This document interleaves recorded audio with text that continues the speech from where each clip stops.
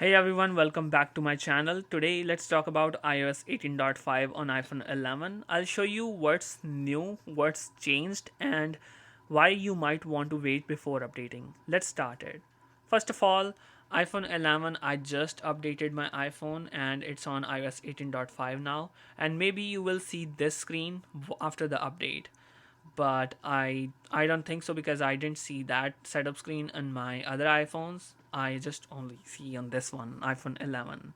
Anyhow, so as you guys can see here, let me quickly set up my iPhone and let me show you some changes as some build number, modem firmware, and some changes in storage as well. First of all, let me show you the details about the iPhone update. The size of that update was around more than 1 GB.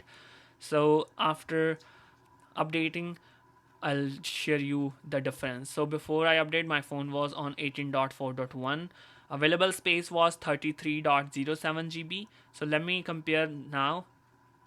As you see here, it's taking a while to load everything. In the general, in the about, now it's 33.63 GB and 33. So in this phone, storage got increased a little bit. So I got more storage space.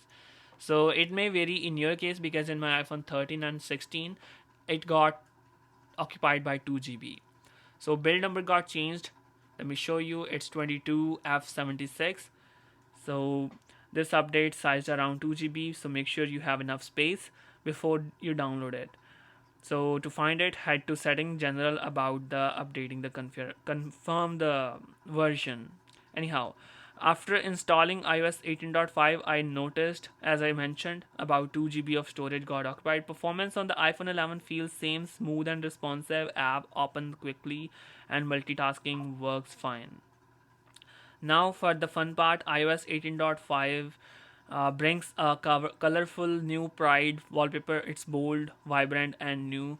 Perfect for customizing your lock screen. If you want to access that, long press on your lock screen, click on that, and you will see the Pride wallpaper here. And this is the first one here, which is loading right now, and it gave a new animation as well. The people who are interested in this, go and check out.